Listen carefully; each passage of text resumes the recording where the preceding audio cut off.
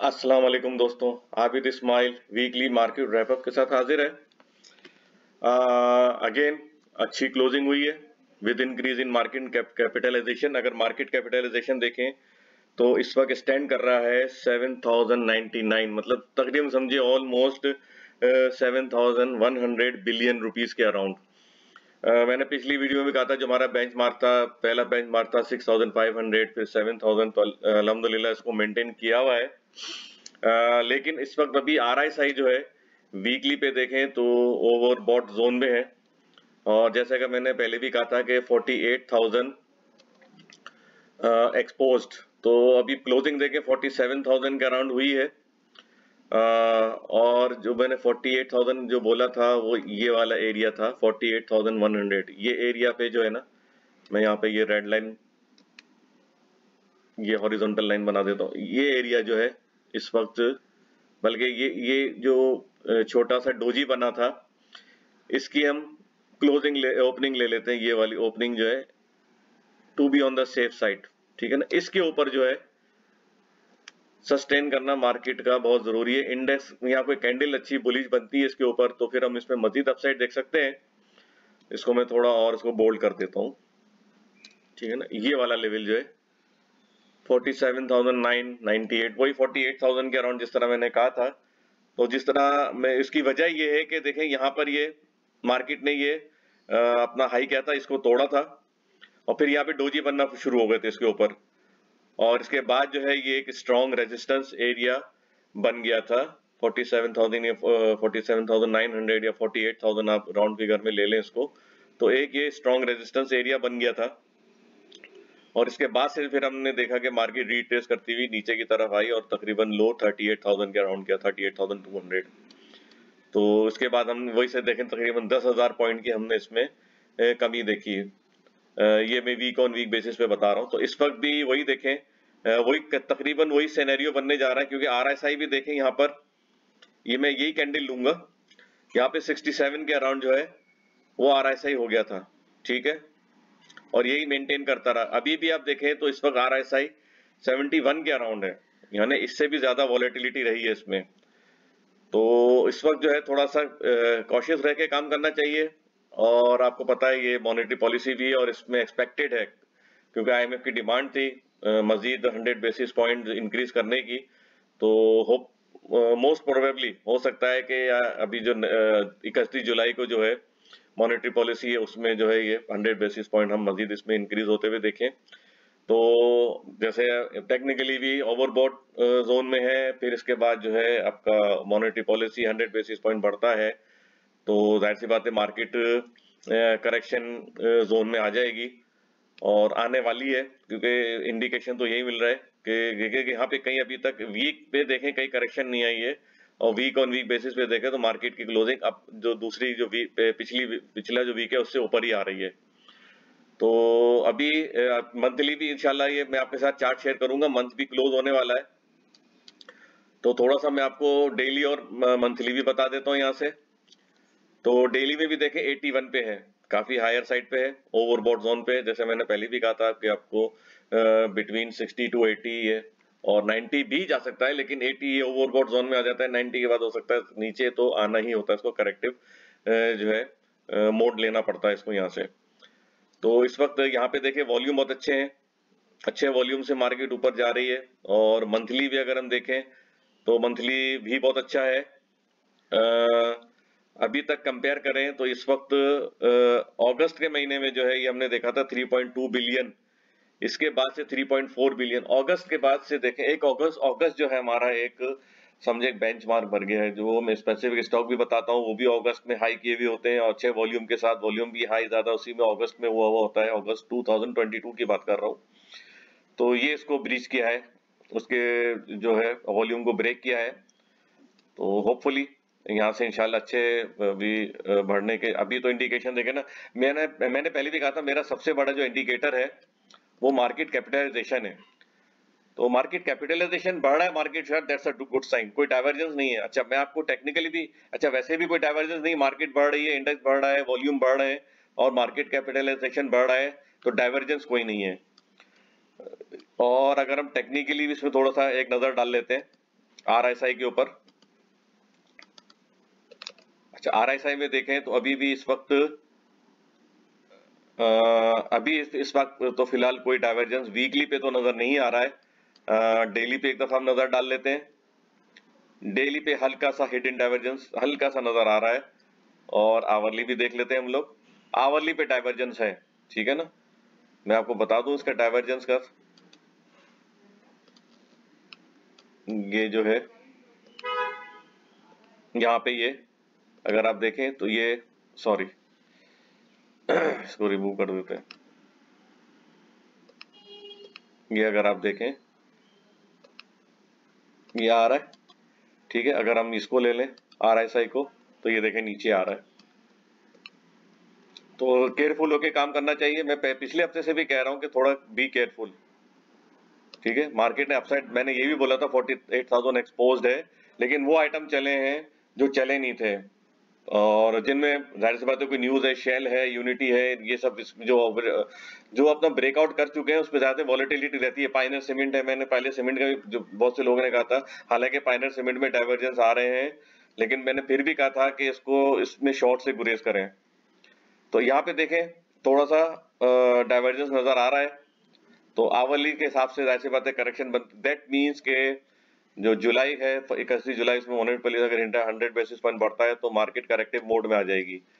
तो अच्छा है, थोड़ा अगर आपको नीचे कोई स्टॉक मिलता है तभी बाय करें, हायर साइड पे बाय ना करें, बल्कि हायर साइड पे आप उस सेल का जो भी आपने प्रॉफिट टेकिंग करनी है वो अभी आपके पास चांस है, हायर साइड पे आप सेल करके प्रॉफिट टेक कर सकते हैं, ठीक है। तो आ जाते हैं वापस हम वीकली की तरफ। तो हमने अब इसको कैसे अंदाजा लगाना है, तो सबसे पहले तो वही जो हमारा CPR है। अच्छा, CPR के बहुत से लोगों ने मुझे इंडिविजुअली भी व्हाट्सएप पे पूछा, तो मैंने कहा भाई मैंने ये बता चुका हूँ CPR का आपको। और तब दूसरी बड़ी बात है कि अब आप ये अगर आपका अपडेटेड है ट्रेडिंग व्यू, तो उसमें भी आप 100 इंडेक्स के KSE 100 इंडेक्स जो है उसमें है 100 KSE 100 के 100 इंडेक्स के स्टॉक्स हैं, स्पेसिफिक स्टॉक्स हैं, उसमें भी आप उसको भी एनालाइज कर सकते हैं ट्रेडिंग व्यू में, और 100 इंडेक्स को भी कर सकते हैं, उसमें भी आपको मिल जाएगा। नेक्स्ट टाइम मैं कोशिश करूंगा आपको ट्रेडिंग व्यू में बनाने की, वीडियो बनाऊंगा इंशाल्लाह ट्रेडिंग व्यू में, तो उसमें आपको जो है CPR मिल जाएगा मुख्तलिफ उनके, तो आप ट्राई करते हैं उसमें भी आप प्रैक्टिस करते हैं CPR की। लेकिन अभी मैं अपना ही बना रहा हूँ, क्योंकि जब मैं बहुत पहले से शुरू कर चुका हूँ, और जो मुझे पुराने फॉलो करने वाले वो मेरे साथ फॉलो करें, तो उनके लिए मैंने पहले भी बता दिया था कि यहाँ पर आप इंडिकेटर करेंगे, आप यहाँ पिवट रेंज डालेंगे। मैं दोबारा से बता रहा हूँ, इसको आप देख लें, पिवट पॉइंट स्टैंडर्ड है हमारे पास, इसको आप अप्लाई करेंगे इधर, ठीक है। अब इसमें जो है आप सेटिंग में जाएंगे तो मुख्तलिफ है, ये ट्रेडिशनल, अभी मैंने फिलहाल ट्रेडिशनल यूज किया है, आप फिबोनाची यूज कर सकते हैं, वुडी यूज कर सकते हैं, इसमें तकरीबन सब एक जैसे ही होते हैं। सॉरी, ये क्लासिक है, ठीक है। फिर इसमें आप डी मार्क है, डी मार्क में थोड़ा सा आपको बहुत जो है ये आपका जो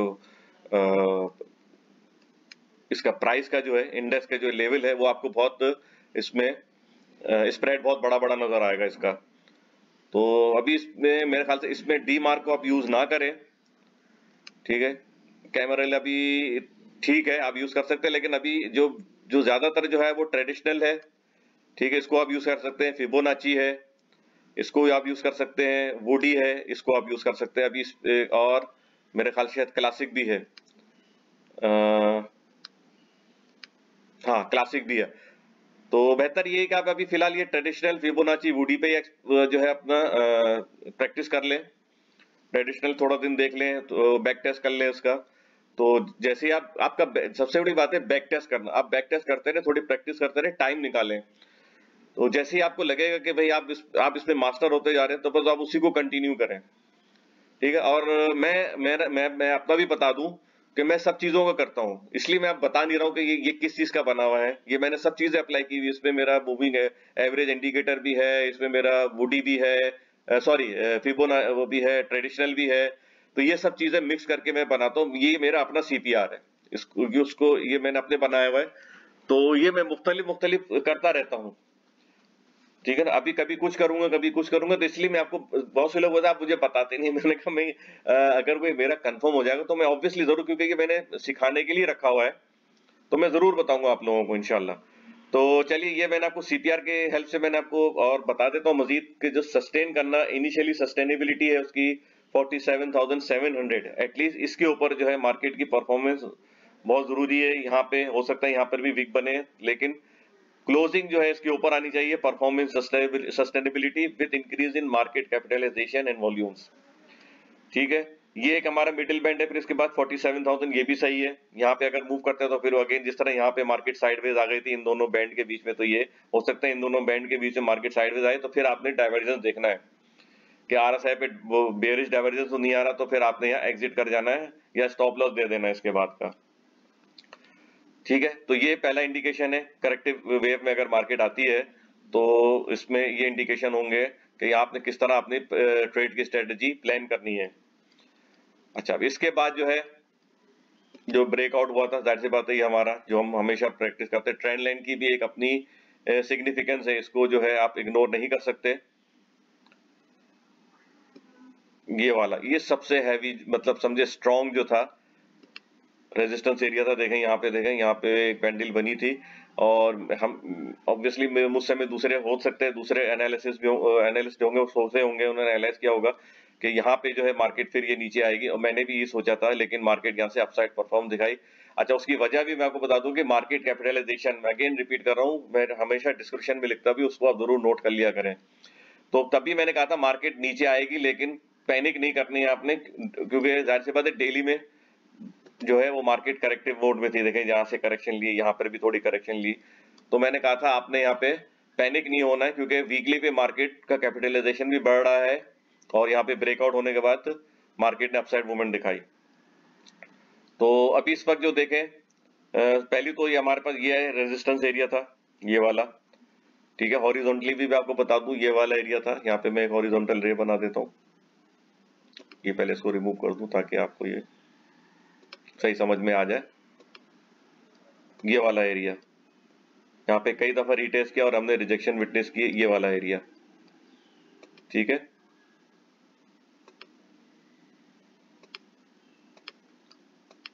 $42,290 का या 42,300 का, जब मार्केट, आपको याद होगा जो मुझे फॉलो कर रहे हैं, तो उनको पता होगा मैंने बोला था 42,300 का लेवल जो है बड़ा क्रूशल है।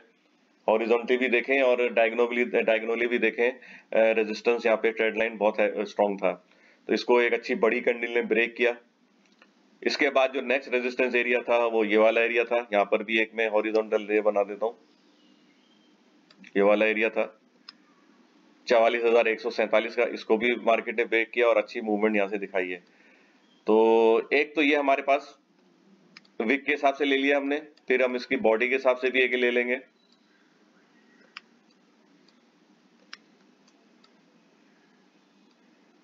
ठीक है, ठीक है ना। ये बॉडी आ गई और इसकी भी हमने बॉडी ले ली, ये बॉडी ले ली है, इसमें भी बॉडी आ गई है।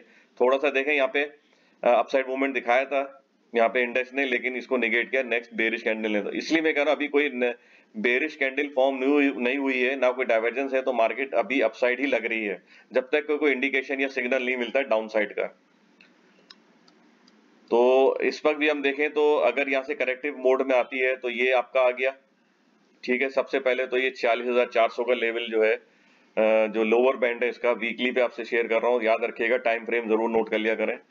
तो 46,400 का लेवल जो है यहाँ पे बहुत अच्छा सपोर्ट लेवल बन रहा है, ठीक है। इसके बाद जो है ये वाला एरिया,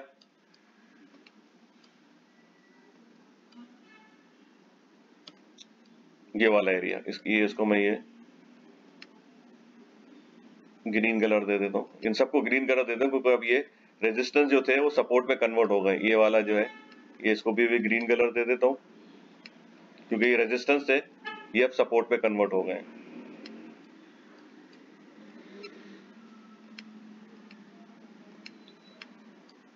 सही है। तो अभी तो फिलहाल यही मुझे नजर आ रहा है, 45,900 या 46,000 के अराउंड यहाँ पे करेक्शन नजर आ रही है। फिर अगेन हो सकता है कि मार्केट अगर अनाउंसमेंट को अच्छी नहीं आती है कोई कंपनीज की, जाहिर सी बात है या कोई न्यूज, जाते पते न्यूज बेस्ड मार्केट इस वक्त चल रही है। अभी भी हम देखें तो इकोनॉमिकली कोई पॉजिटिव ट्रिगर नहीं है, मार्केट बहुत लोअर साइड पे आ गई थी, बहुत ही ज्यादा डिस्काउंटेड हो गई थी, तो यहाँ से अपसाइड मूवमेंट दिखाई है। तो अभी भी मैं तो कहता हूँ यहाँ पर भी आप जो है स्टॉप लॉस के साथ, ट्रेडर स्पेशली यहाँ पे अगर बाय करते हैं इस एरिया पे 46,400 के से लेके 45,900, तो स्टॉप लॉस जरूर ट्रेल करते हुए चलें।